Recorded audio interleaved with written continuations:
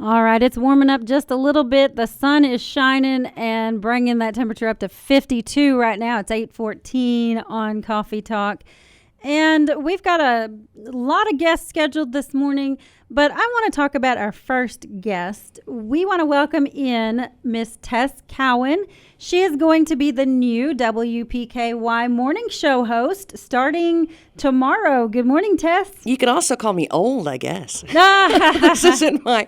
It's no, not my because you first told me rodeo earlier here. you're a year younger than me, so I'm not going there. And I was, a long time ago I was here, so it's kind of like coming home. This is where I started. Gotcha. All right. So how long ago did you work here?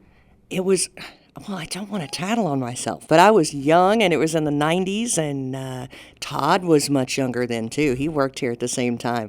So I'm going to tattle on him as well. We were young at that point, and still out on a block building out on Dawson Road, and so it's been a long time ago. We spun records out there. Spun records. So, I don't know anything about that.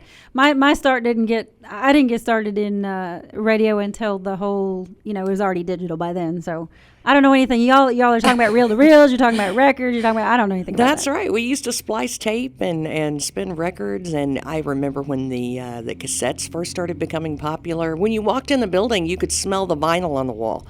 I mean, that's a smell that you just don't, I don't know if it's a good thing or a bad thing. But I mean, when you walked in the building, it was definitely a different feel. Radio felt different back then. It was the vinyl, and it was all of them lined on the wall, and it was the transistor in the background. I mean, everything was right there. So, I mean, it was a much different time, I guess. How long have you been out of radio? Well, my daughter is 15.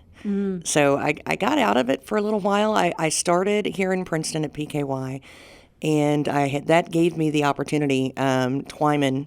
Twyman, he was here and taught me years ago, and then I left and fortunately had the tutelage from him, and Todd helped me a lot, and then I moved from here to several different stations and all over the country, and did radio in different places. And I was fortunate enough to be taught by a guy that I don't think you could get that. You couldn't buy that kind of lesson, no matter where you went. And because that was in the old days, the old school, way of doing things. And that to me was priceless. And to be perfectly honest, I learned things I probably wouldn't have learned anywhere else. And so when kids say, well, you're not going to learn anything, being in Princeton, they're wrong. I mean, it's taken me all over the country and doing some interesting things and met a lot of people that I wouldn't have met otherwise, and all started here. It all started at WPKY, but not at 1035 West Main Street. No, this is much different digs now. This is a whole lot different. So, it's a fortunate thing because, don't get me wrong, I was still in radio when we switched from vinyl to the cassette players, and then when we went from cassettes to CDs, and there was carts that are basically a modified 8-track in between there. So, and then when we started going digital as well. So being a part of that, where you have satellite radio and different things that started happening, that was, we thought that was the death of everything. So, I mean, when all of that changed, I mean, it gives you a really good perspective. And I told my husband, I said, I can't wait to go home. And that's what this is when after my kids were born, I took a hiatus. And then, when I found out there was an opportunity here, I thought, Todd said, what you think about that? I said, that's interesting. Let me think about that. So the more I thought about it, the more I liked it and the more I missed it. And so it's just kind of an opportunity to go home. Mm-hmm.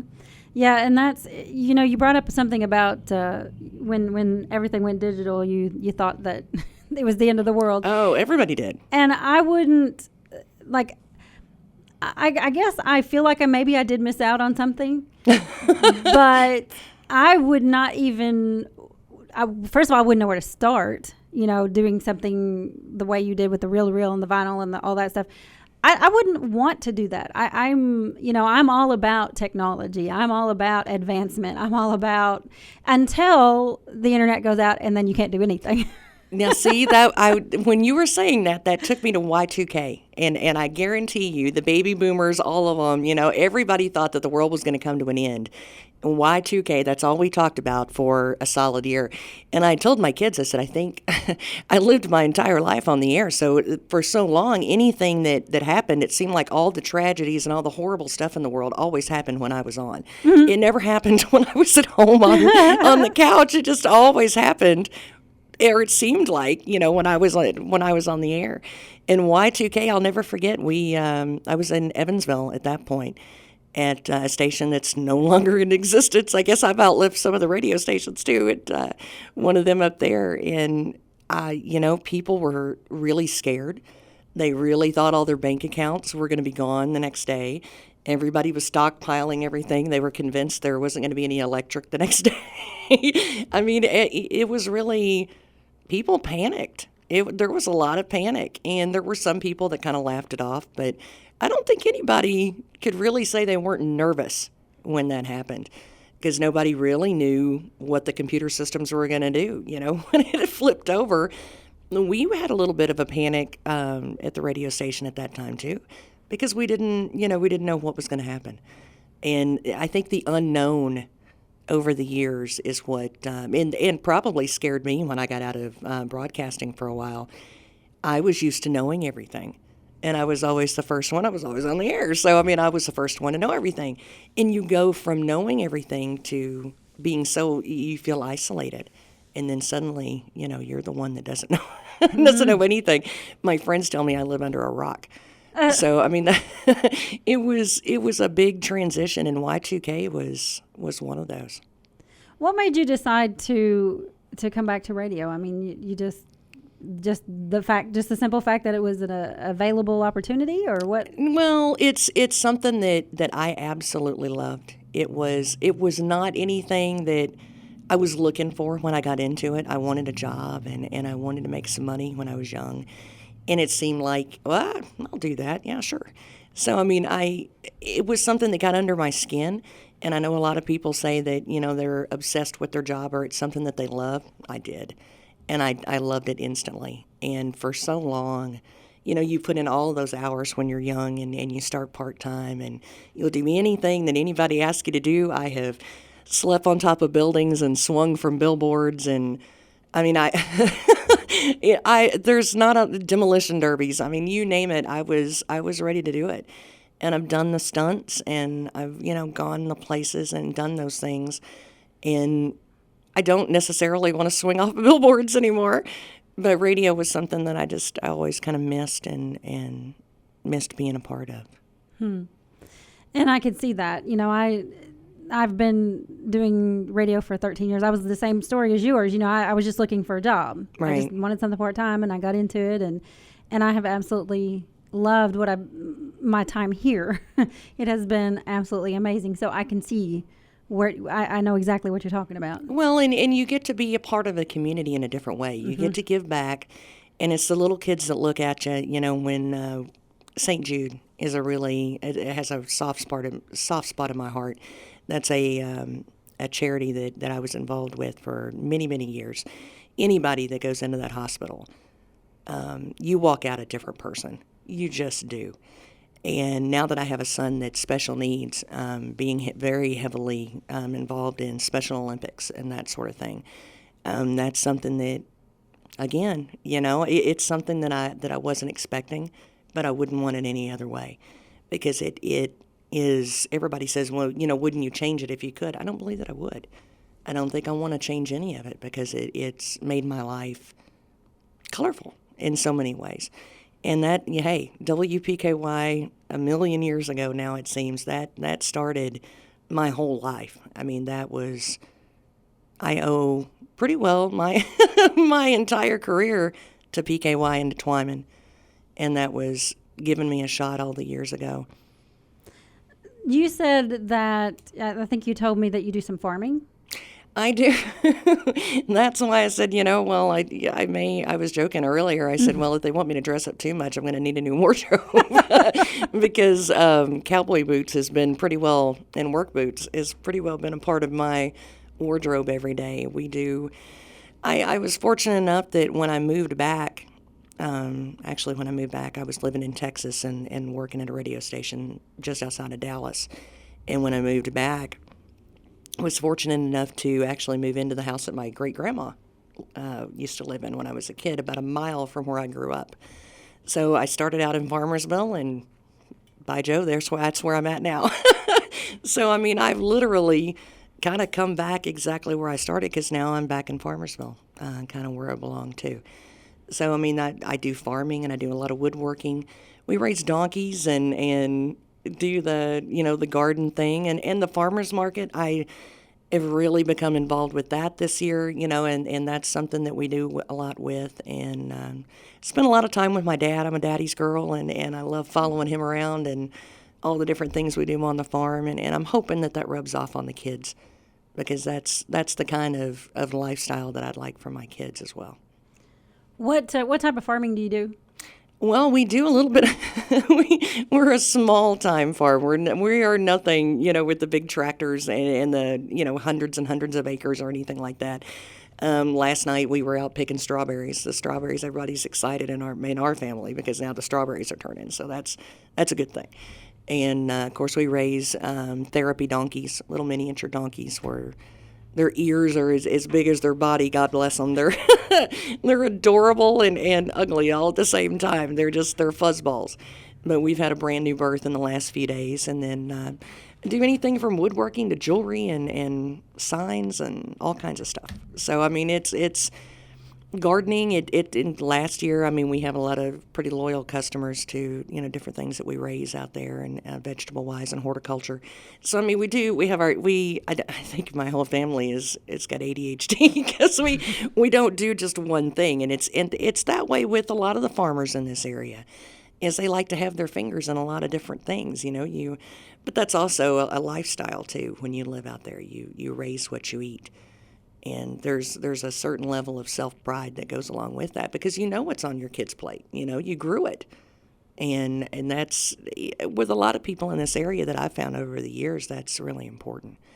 So I'm hoping that's something that rubs off on my kids. Sure. If I'm lucky. Yeah, yeah. What got you out of radio and into farming? How did that transition happen? Well, I mean, I was raised on the farm. I mean, that's something that was just always there, but my kids got me out of radio.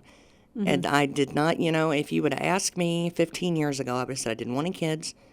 Nope, wasn't in the plan. My baby was the radio station. That's the only kid that I needed. I had my career, and that was it. And I was very career driven until my daughter come along. And when my daughter come along, I took one look at that kid. I said, I can't do it. I can't go to work every day and leave her. Mm-hmm. I don't. Could I technically get somebody to watch her? Yeah, I could, but I took one look at her, and I was like, nope, that's it. And so I went from I couldn't spend enough time at the radio station to I couldn't spend enough time with my kids. And then, of course, my twins, I have twin boys, and when they come along, that was, I thought I had knew what a hurricane was like, but I really did not know until those two come along. And then Eli has, of course, special needs. And so he has been, you go from mom who never shuts up to Eli that my son with special needs that is nonverbal. But he says so much. I mean, that kid, he smiles all the time and laughs all the time. So my kids, that has been my whole world, other than, I bowl and I do some fun stuff. I'm very active in church. I'm a pianist at church, so I mean, there's a lot of things that I do outside of that, but I'm mom. Mm-hmm. That's been my job. Mm-hmm. And now they're getting old enough, the little stinkers, that they don't need mom anymore as much. They think they're grown, and they would like mom to leave them alone a little bit. So now, they're kind of looking forward to mom being out of the house and having a new baby again, So now I get to dive back into radio being my baby. Right. Well, and, you couldn't have picked a better place to dive into. This has been a wonderful, wonderful opportunity. And this community is a wonderful community, which I guess you grew up here. I'm kind of partial to it, yeah. I mean, this is something that, I go to church at the same place that I did when I was a little kid, and I, now I'm working the same place I did when I was younger. I told Todd, I said, it's kind of like getting the band back together. It's really kind of surreal. I would have never thought about it, but I live a mile from where I did when I grew up. So I've gone almost, if you could draw out a GPS map, I've pretty well just gone right back to where I started from. And that was, some of the people have changed and, over the years, and locations have changed. And everything grows and changes a little bit here or there, and it has to. That's just part of it.